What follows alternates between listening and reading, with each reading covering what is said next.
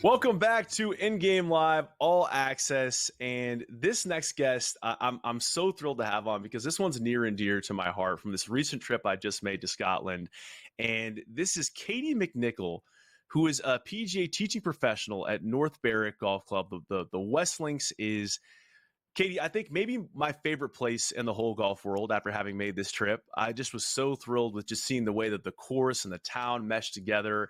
And so I just wanted to have you on to talk a little bit about why that's such a special place. And here we are, we're playing the Open in Scotland, of course, at Troon this week. But this last week, the Scottish Open in North Berwick at the Renaissance, and just seeing all those pros come out and enjoy this place and sort of showcase it to the world. And also the cool stuff we saw with some of the juniors at the Wee Links with Viktor Hovland. That was super cool stuff too. So let's just start with, a little bit of your sort of journey and background. I know you played on the Ladies European Tour, for a stint of time, and then how you ended up at North Berwick and why you love this place so much. Just give us a little bit of that sketch.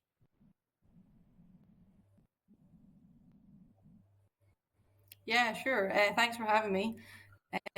It's a really busy time. So I'm actually working at Martin's. Let me know for a few minutes just to have a quick chat. But it's been really busy with tour pros. Oh, sorry, Katie. I think we're trying to establish the line here a little bit. We're having a little bit of a connection issue. Are you? Let's see if we can't stabilize Katie's line and kind of bring her back in once we have a little better connection here, because this is a conversation that I'm greatly looking forward to. So we'll look. This has been the weekend of live production meetings. All right, we've had. I'll raise my hand to be the first person to say I had a camera go out yesterday, so that was on me. And so we'll figure this out. We had Tate Frazier on yesterday from the beautiful Washington State. So we had some tech stuff there, but when we got there, we got a beautiful, beautiful backdrop. Much the same for Katie joining us from Scotland. I know this is a long range connection, so let's see if we can't get that sorted. Get Katie back on here on the next few minutes, or as we close the hour. Let's just do a quick leaderboard update here as we wait on that. So Billy Horschel 1 under through one hole. So he's off to a good start, and as the solo leader of this tournament, remains in that position. Justin Rose 1 under through 3 holes. He's making a move up the leaderboard. And Scotty Scheffler 1 under through 3 holes. So you got your leader at 5, Justin Rose at 4, and you've got a number of players at 3 under par, including Dan Brown, Xander Schauffele, Russell Henley, Sam Burns, and Tristan Lawrence. And then John Rahm putting together one of the rounds of the day, 4 under par, 2 under for the championship through 9 holes. He is tied for 9th. I'm told Katie's back, so this is good stuff. We're gonna dive right back in here. Katie, apologies. Technology difficult for all of us, myself included. So let's pick back up with just your story, how you get to North Berwick, why it's such a special place. Yeah, sorry about that, guys. I've switched to my phone now, so this might be a bit better. But so really special. We've been fortunate to have a lot of players come out over the past couple of years, more so this year. I think probably the only venue that people then want to play extra golf when they're in the vicinity. So yeah, we're super lucky, and we've got some really good connections with the Scottish Open and through Scottish Golf. A lot of the tour pros, they give back to a lot of the kids here, which is great. And this year was super special because FedEx, I think, decided that they want to host something on the children's course. So we've managed to set up, I think the idea was along the lines of when Messi played against those 100 kids. They wanted to try and do something similar. So we got 11 kids, which was good enough to beat Viktor. So he was a really good sport. Oh, did we lose? I think we might have lost Katie once again. She was okay. That's all right. Listen, we're working through it. This is tech. This is how it works. So Katie was leading into apparently all the kids at the North Berwick Wee Links beat Viktor Hovland as part of a FedEx Cup deal. So how about that? Good for the kids, and not so good for Viktor Hovland, but apparently was a good sport about it. So we'll attempt to get Katie back here before the top of the hour, and we've got a lot of great names joining us in that 10 o'clock Eastern hour. But kind of back to the action here, we were running through it briefly, where Billy Horschel, Justin Rose, and Scotty Scheffler all 1 under to start the day, and John Rahm making that biggest move at 4 under, and then moving with some names that are at that 2 under number or better. We got Adam Scott He's 2 under on the day through 4 and 2 under for the tournament. Shane Lowry still kind of in neutral a bit. He's got a bogey and a birdie today alongside 2 pars. He's even through 4 holes. That's a guy that we're obviously keeping an eye on given the way he played the first 2 days in conditions very similar to the ones that we're seeing today at this Open Championship. But thus far, no real movement up the leaderboard back into contention for Shane. He sits in 11th place for the tournament.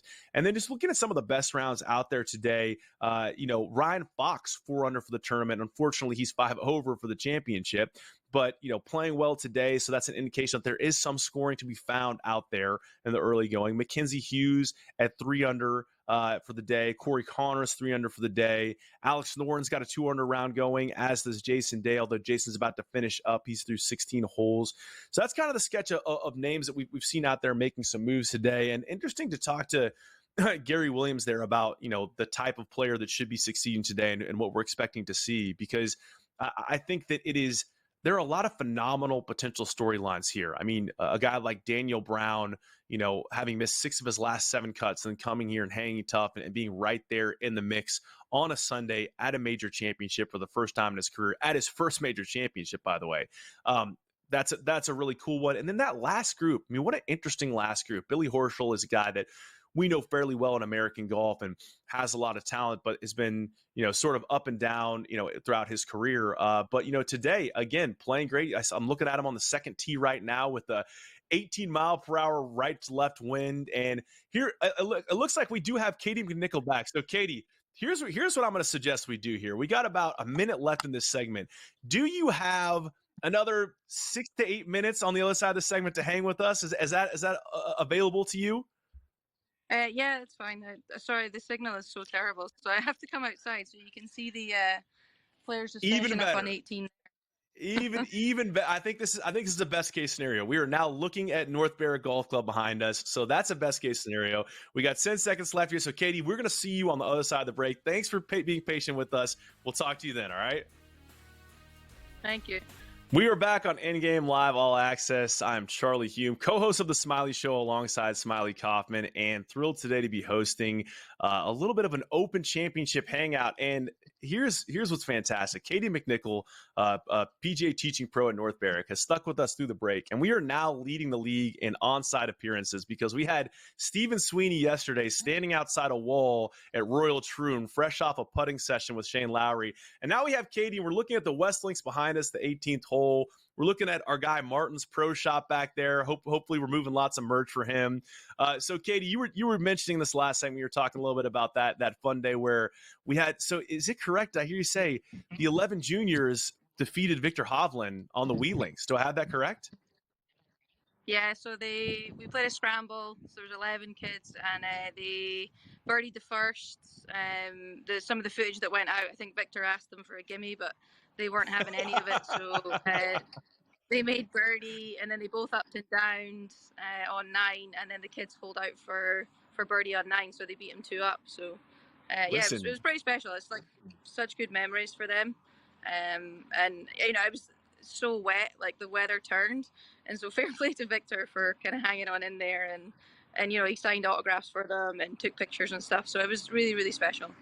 That's phenomenal. Victor's been on the Smiley Show, was a fantastic hang, just nerding out about the golf game. So big fan of his. But Vic, I got to say, if you're asking for the gimme, you're probably not going to get it, buddy. So, maybe just put it out next time.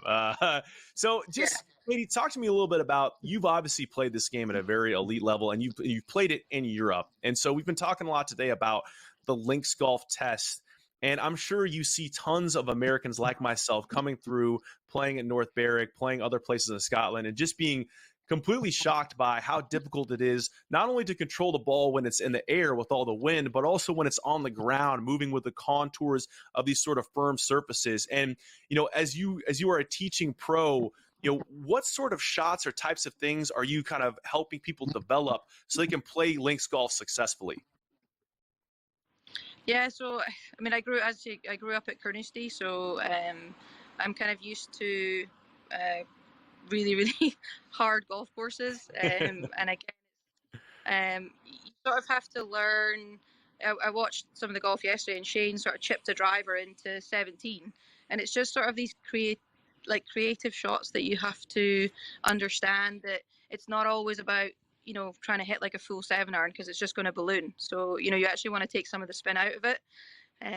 You know, and swinging it a little bit slower sometimes is the answer, you know, so you can keep it lower to the ground. Then it will run. So again, out here, you know, we're not too hilly, but there's certainly some contours on the fairway, and you know, you've got to allow for those, you know, bad bounces. You know, you see a couple of the players this week finishing on the edge of the bunker. I think Bob Mack played a shot right-handed as well with the club turned round.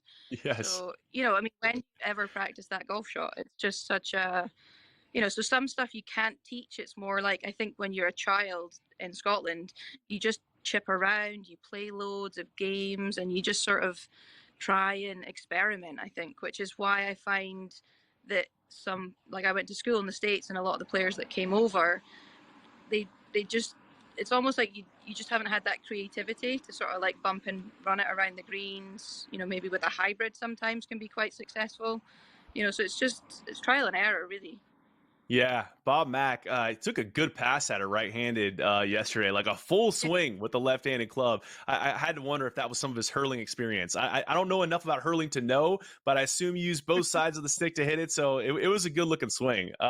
We got almost about sure. a minute left here, Katie, so the place I wanted to just close with you is just some of the pros you've seen come out to North Berwick.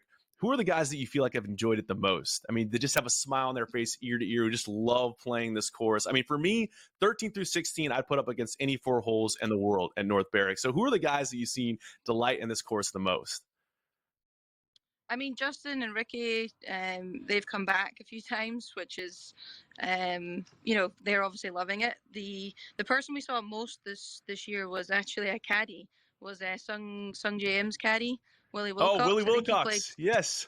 I think he played 63 or 64 holes this year, alongside obviously caddying 4 rounds, and now he's obviously caddying 4 rounds at Troon. But yeah, I mean, they all love it. Like they all want to come back, and if it fits in, I think they'll try and do it again, you know, next year. It's just such a fun course to play, and almost like again, sort of childhood dream of what golf is. Yeah. Fantastic. Well, Katie, you're so great to join us and take the time. Battle through some technical difficulties as a good TV show should be. So thanks so much. Enjoy the day out there in North Berwick, and I hope to catch up soon.